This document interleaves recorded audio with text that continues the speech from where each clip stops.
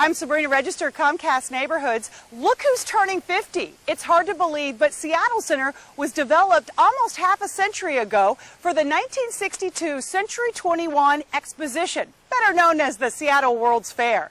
Join us as we explore this cultural and entertainment neighborhood, from EMP and Pacific Science Center to Children's Museum and, of course, Seattle's calling card, the Space Needle. We'll also find out what's coming to Seattle Center as it ushers in the next 50 years. It's all coming up on Neighborhoods.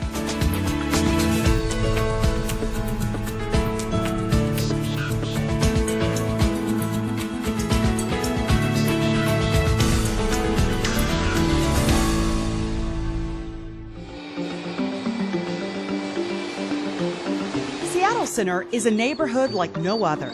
Even though you don't see houses or apartments on the 74-acre campus, there are a lot of people who feel right at home here.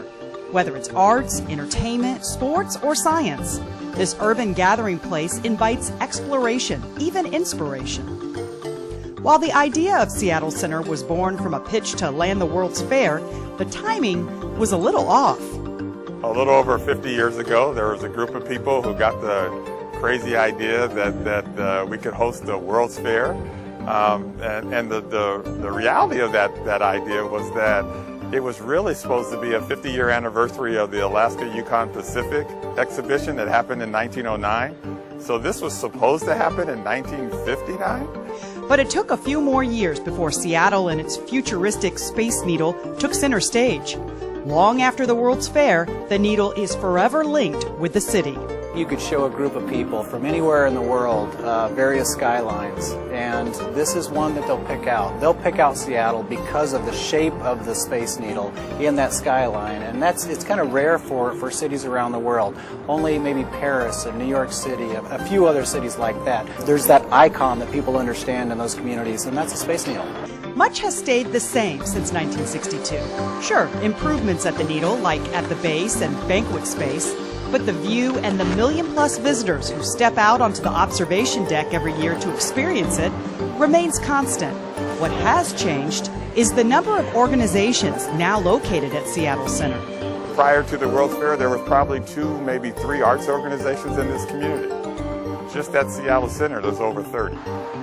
That includes 7 theaters to see plays and performances, from Seattle Repertory Theater to Seattle Children's Theater. There's a wide array of artistic offerings. One organization that lets science be the star of the show. So tell me, what happens when you take something, let's say water, and you get it really cold? The Pacific Science Center. Put water in the freezer. In 1962, when the World's Fair opened, this was the U.S. government's science pavilion. There was some debate as to whether people would come to a science exhibit, but during the World's Fair, this was one of the most exciting and well-received exhibits, with nearly 7 million people coming through in a 6-month period of time.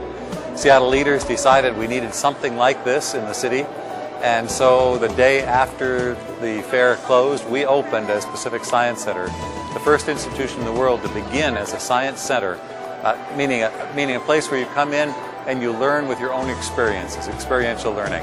Do they reach?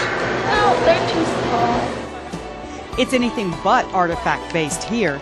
There are beautiful butterflies to observe in the Tropical Butterfly House, dinosaurs, which make you feel like you're in Jurassic Park, and one of the Science Center's newer exhibits, Science on a Sphere. That allows us to show any spherical data set, right? Generally it's the planet Earth. But what we can do on this is show weather up until 2 hours ago. We can show the earthquake shock waves circling the planet after the Indonesian earthquake and colliding in the South Atlantic. We can show ocean temperatures, La Nina, El Nino. If you want to understand that, you can come here and see it. It's a beautiful tool. 2012 is a big year for Pacific Science Center. Celebrating half a century doesn't happen often. And neither does the return of King Tut, coming in May. If it's been a while since you've been here, remember, people with curiosity never get old.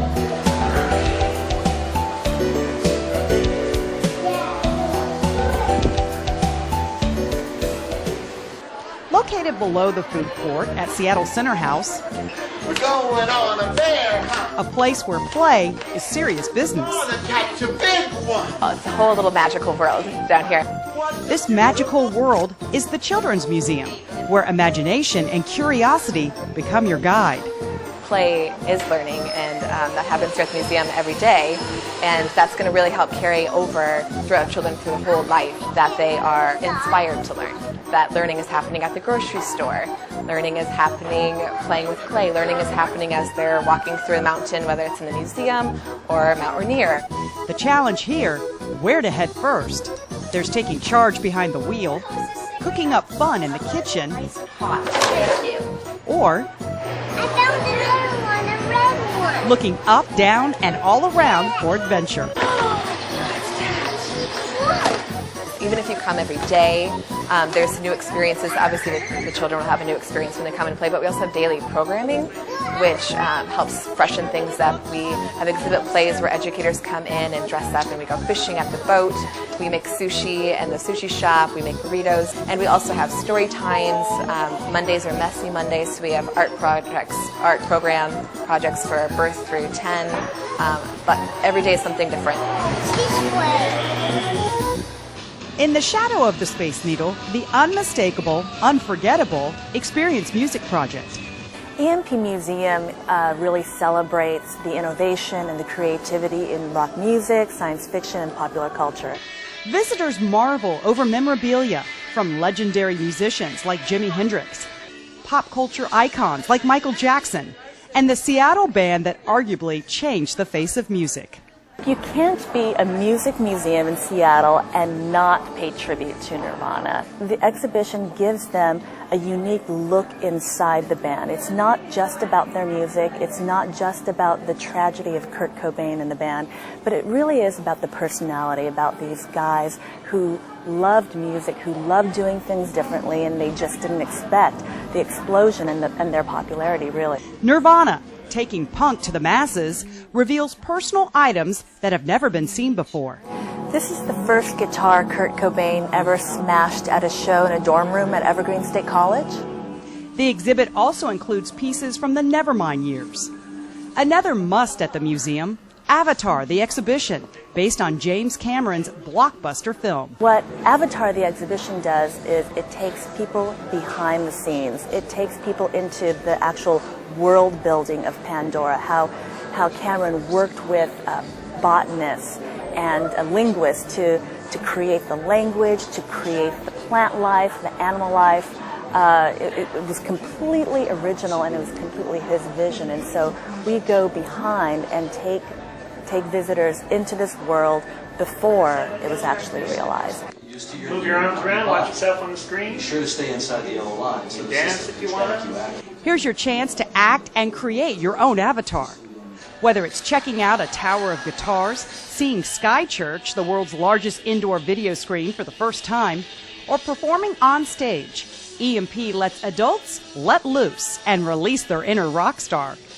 While some of the attractions at Seattle Center cost money, many cultural happenings here are free. Our flagship and the thing that we're most proud of is the Festal series. It's 21 different cultural festivals where it gives an opportunity for different segments of our community to highlight and showcase their culture. And we do it here at Seattle Center as the community space, and so that it can be exposed to the broader community. There are also complimentary concerts at the mural in conjunction with KEXP. So what does the future look like at Seattle Center? Seattle International Film Festival, or SIFF, recently moved in and opened its film center, a destination for diverse film experiences. And next to the Needle, the highly anticipated Chihuly Garden and Glass exhibit will be unveiled on the 50th anniversary of the Seattle World's Fair.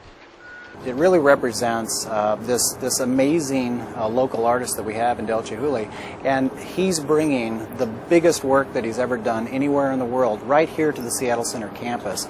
And there's just no missing that magic, that energy here is going to be something that guests are coming from around the world to see. Putting this neighborhood back in the spotlight once again. For Neighborhoods, I'm Sabrina Register.